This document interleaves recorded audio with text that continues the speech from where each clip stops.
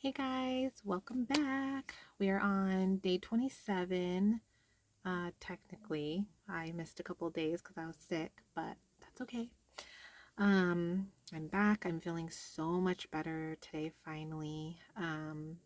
It's, you know, I've been really trying to make an effort to give my body more of the nutrition that it needs, taking my vitamins, my supplements, I bought, some really healthy plant-based like protein, like powders, thing to put in like almond milk and drink that every day. And I'm trying to cut down on like, cheese and dairy and, you know, um, added sugar, because those are just super inflammatory foods, gluten, all of that, and just kind of give my body a chance to like heal a little.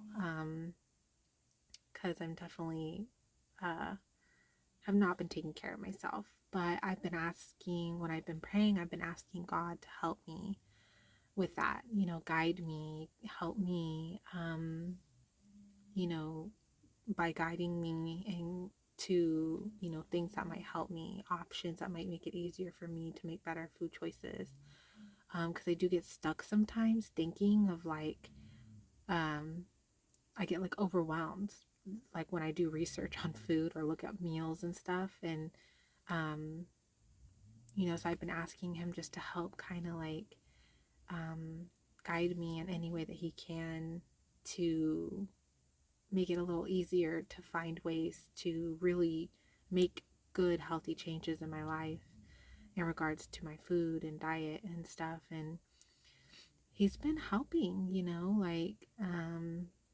for sure. So it's pretty crazy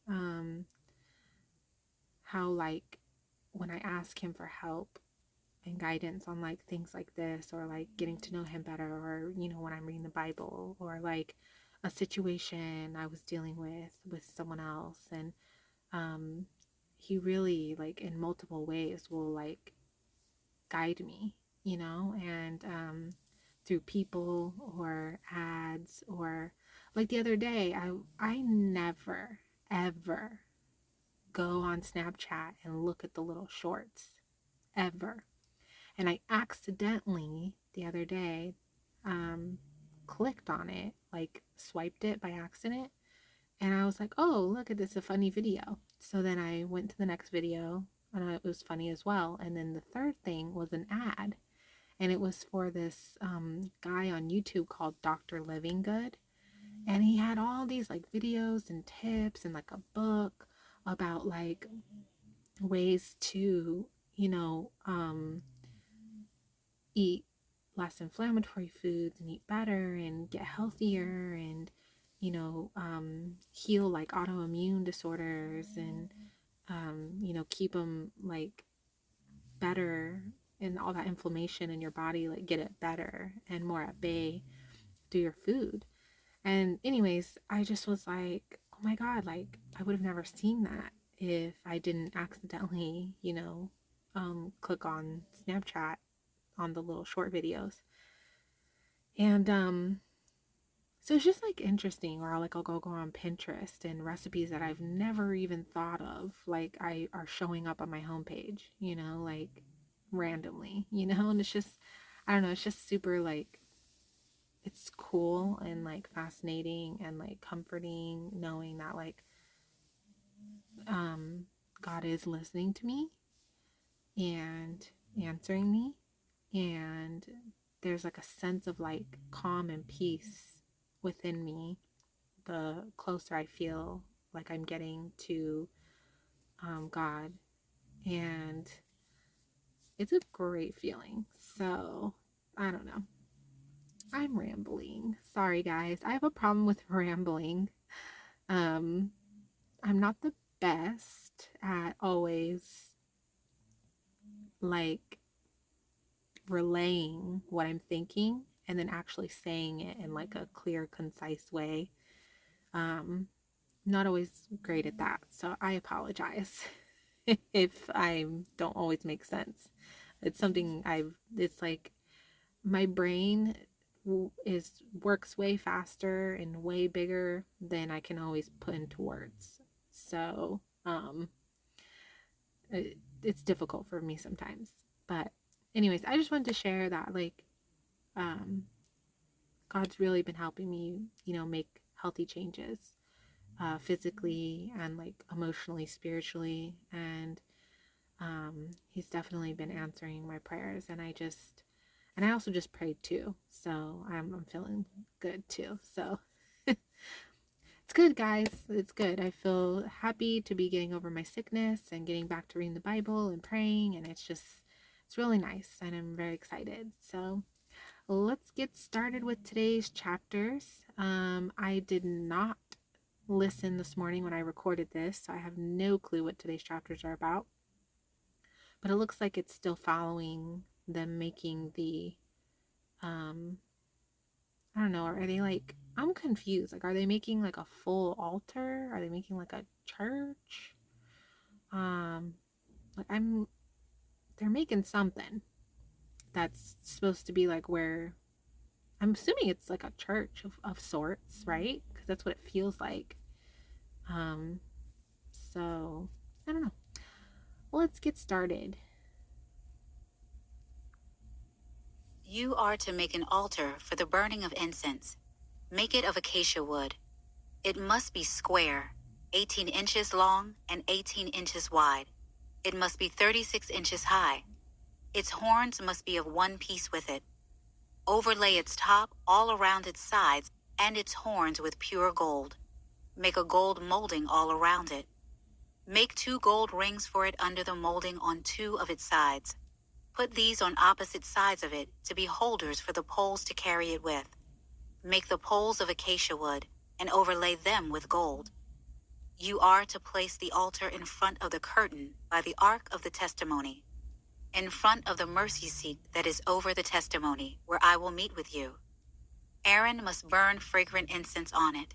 He must burn it every morning when he tends the lamps. When Aaron sets up the lamps at twilight, he must burn incense. There is to be an incense offering before the Lord throughout your generations. You must not offer unauthorized incense on it, or a burnt or grain offering. You are not to pour a drink offering on it. Once a year, Aaron is to perform the atonement ceremony for the altar.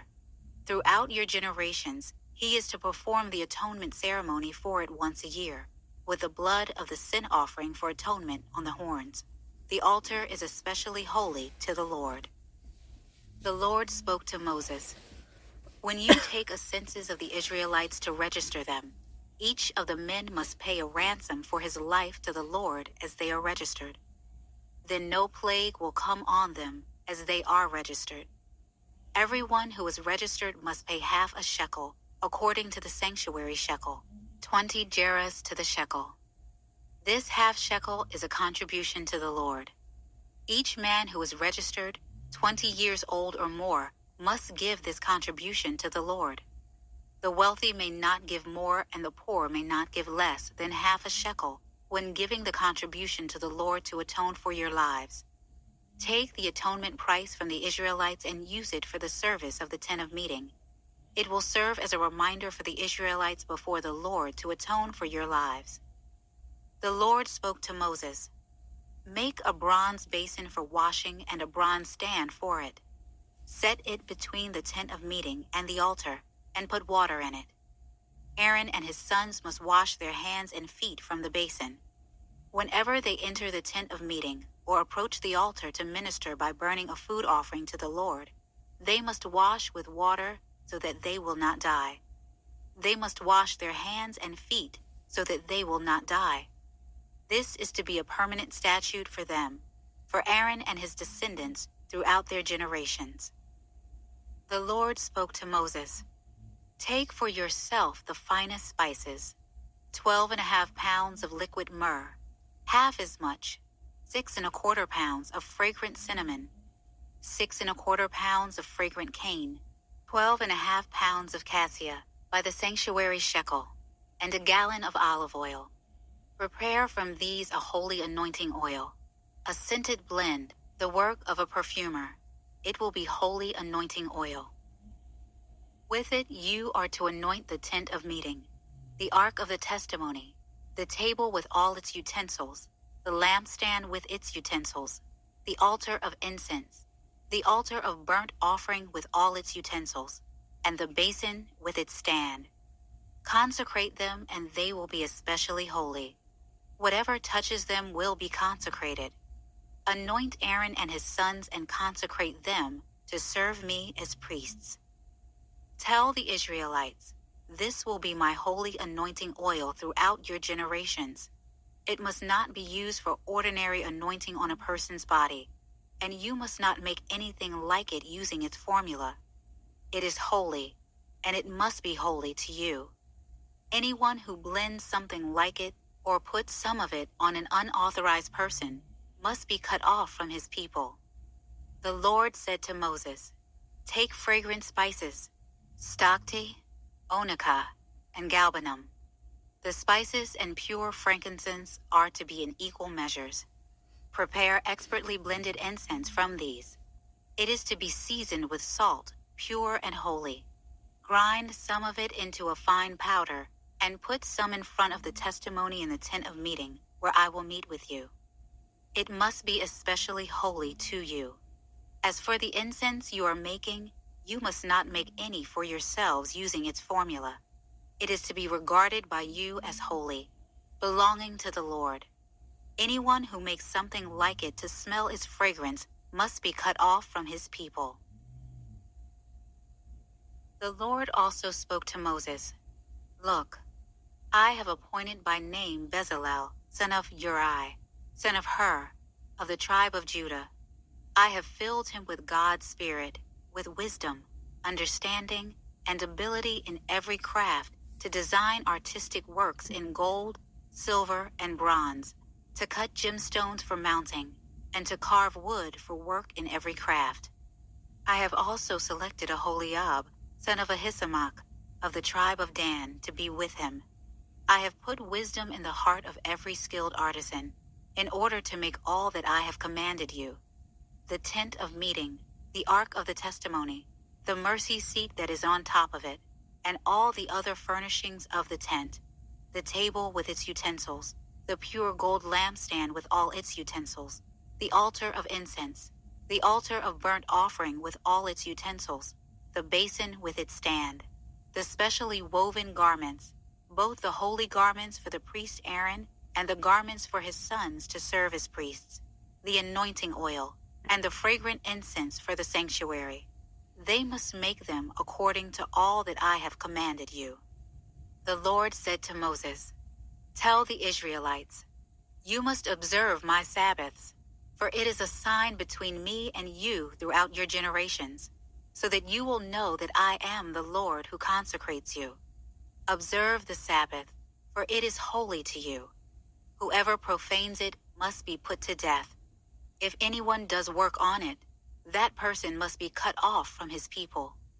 Work may be done for 6 days, but on the 7th day, there must be a Sabbath of complete rest, holy to the Lord.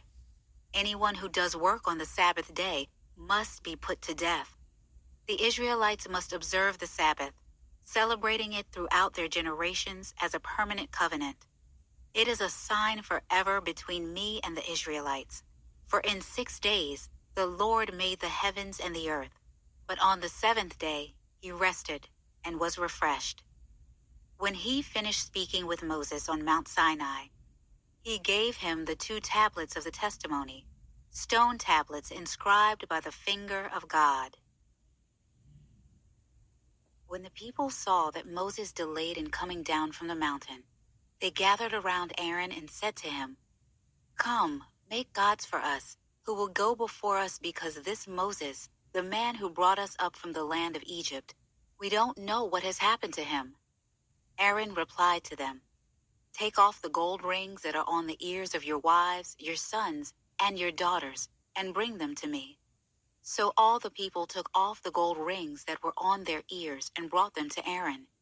He took the gold from them, fashioned it with an engraving tool, and made it into an image of a calf. Then they said, Israel, these are your gods, who brought you up from the land of Egypt. When Aaron saw this, he built an altar in front of it and made an announcement. There will be a festival to the Lord tomorrow. Early the next morning, they arose, offered burnt offerings, and presented fellowship offerings. The people sat down to eat and drink and got up to party. The Lord spoke to Moses, "Go down at once, for your people you brought up from the land of Egypt have acted corruptly. They have quickly turned from the way I commanded them. They have made for themselves an image of a calf. They have bowed down to it, sacrificed to it, and said, 'Israel, these are your gods, who brought you up from the land of Egypt.' The Lord also said to Moses, 'I have seen this people, and they are indeed a stiff-necked people. Now leave me alone, so that my anger can burn against them, and I can destroy them. Then I will make you into a great nation.' But Moses sought the favor of the Lord his God. 'Lord, why does your anger burn against your people you brought out of the land of Egypt, with great power and a strong hand? Why should the Egyptians say, "He brought them out with an evil intent to kill them in the mountains and eliminate them from the face of the earth"? Turn from your fierce anger and relent concerning this disaster plan for your people. Remember your servants Abraham, Isaac, and Israel. You swore to them by yourself and declared, 'I will make your offspring as numerous as the stars of the sky, and will give your offspring all this land that I have promised, and they will inherit it forever.' So the Lord relented concerning the disaster he had said he would bring on his people. Then Moses turned and went down the mountain with 2 tablets of the testimony in his hands. Okay, I had a thought. I wonder if God evolves like we humans do. Like, say, he was ready to like kill those people because, they were, what's the word? Praising a false god or, whatever. And, Moses is like, whoa, hold on. Like, let's, calm down. And I wonder if, like, over time, if God evolves and has evolved and is evolving to, like, learn more patience and is not so quick to, like, say it, something like that happened today, would God be so quick to be angry and want to kill them or, put them to death? I don't know, it's just a thought I had, because I feel like some of the stuff, that has happened today, similar things from back then, like, does God react the same? Is he quick to, like, that town that he, I don't remember the name of the town. He, took out everyone. He killed the entire town, the people in the town, because they were sinning so bad. Like, if that exact situation happened today, would God do the same thing? Would he get rid of that whole town? Or is he, like, evolving? Is he becoming more, like, patient, or is he evolving in how he punishes people, or, like, how he deals with people who are sinning really bad versus going straight to death, killing them? Like, I don't know. I just was thinking, I'm like, I wonder if he evolves, how he thinks and how he emotionally responds to things. Because let's be honest, that's an emotional response, like, he's angry because they're worshiping or, like, not, it's like a false god, right? Because he was saying it was like a lamb or something. I don't know. Anyways, I I don't know, it's just a thought I had. I've just been having a lot of thoughts lately, and I don't know, figured why not share them. It's good to think. They were inscribed on both sides, inscribed front and back. The tablets were the work of God, and the writing was God's writing, engraved on the tablets. When Joshua heard the sound of the people as they shouted, he said to Moses, "There is a sound of war in the camp." But Moses replied, "It's not the sound of a victory cry, and not the sound of a cry of defeat. I hear the sound of singing." As he approached the camp and saw the calf and the dancing, Moses became enraged and threw the tablets out of his hands, smashing them at the base of the mountain. He took the calf they had made, burned it up, and ground it to powder. He scattered the powder over the surface of the water and forced the Israelites to drink the water. Then Moses asked Aaron, "What did these people do to you that you have led them into such a grave sin?" "Don't be enraged, my lord," Aaron replied. "You yourself know that the people are intent on evil. They said to me, 'Make gods for us who will go before us, because this Moses, the man who brought us up from the land of Egypt, we don't know what has happened to him.' So I said to them, 'Whoever has gold, take it off.' And they gave it to me. When I threw it into the fire, out came this calf." Moses saw that the people were out of control, for Aaron had let them get out of control, making them a laughingstock to their enemies. And Moses stood at the camp's entrance and said, "Whoever is for the Lord, come to me." And all the Levites gathered around him. He told them, "This is what the Lord, the God of Israel, says. Every man fasten his sword to his side. Go back and forth through the camp from entrance to entrance, and each of you kill his brother, his friend, and his neighbor." The Levites did as Moses commanded, and about 3,000 men fell dead that day among the people. Afterward, Moses said, "Today you have been dedicated to the Lord." Since See, that's what I'm saying. Like, I don't hear of in today's times where people are like, "Oh, God instructed me to um kill this person because they sinned." You know what I mean? So like, has God evolved in how he punishes sin and how he responds to people sinning? You know, like thousands of 3,000 men, that's a lot of people for God to request, you know, fellow man to kill. And we all know that there's a lot of sinning today. And these people don't just immediately get, you know, put to death by God, you know? And I just wonder if, like, God has evolved in how he deals with these things now versus back then. Hmm. Just some, just makes me think. each man went against his son and his brother. Therefore, you have brought a blessing on yourselves today. The following day, Moses said to the people, "You have committed a grave sin. Now I will go up to the Lord. Perhaps I will be able to atone for your sin." So Moses returned to the Lord and said, "Oh, these people have committed a grave sin. They have made a god of gold for themselves. Now, if you would only forgive their sin, but if not, please erase me from the book you have written." The Lord replied to Moses, "Whoever has sinned against me, I will erase from my book.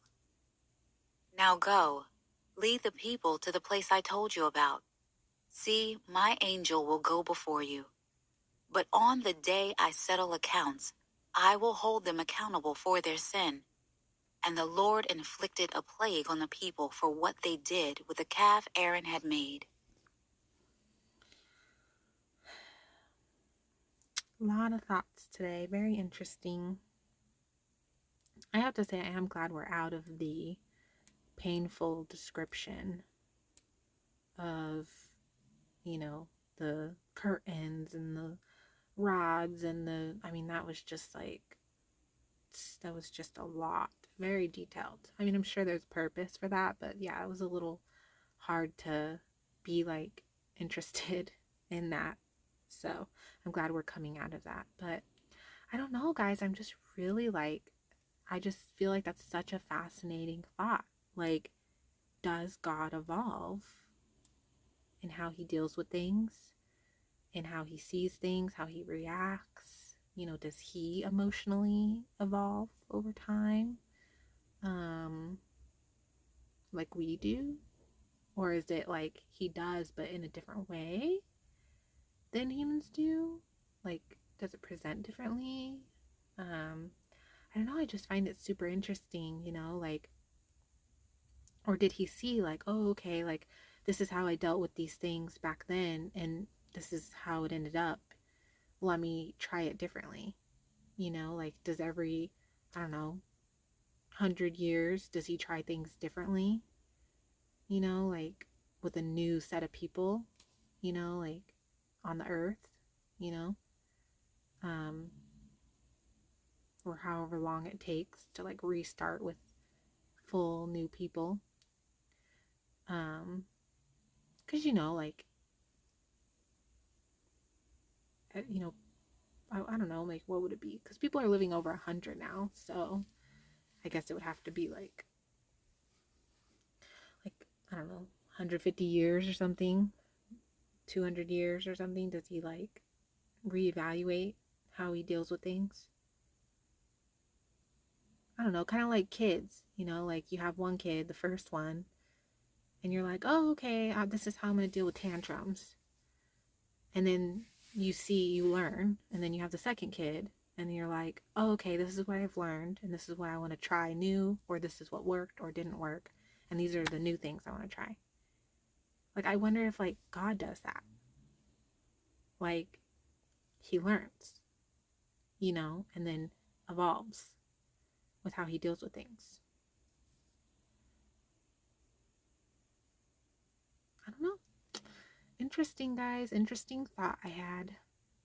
Interesting. I'm just really,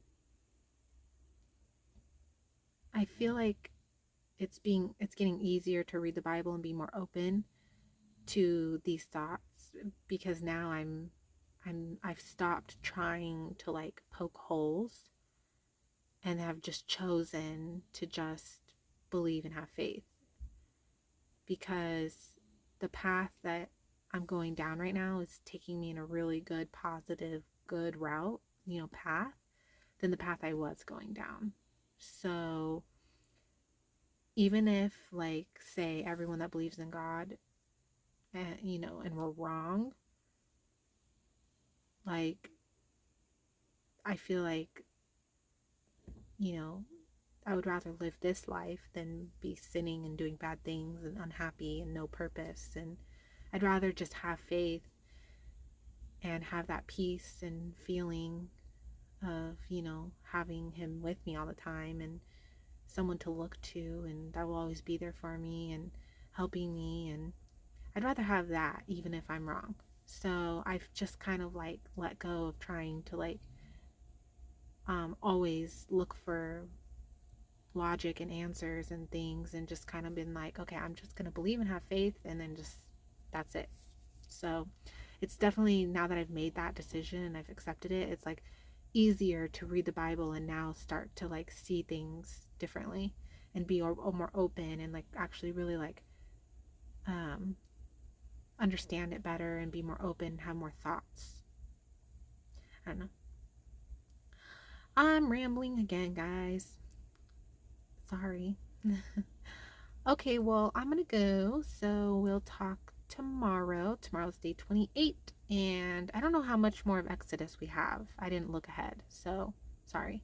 But we'll continue tomorrow. Good night, guys.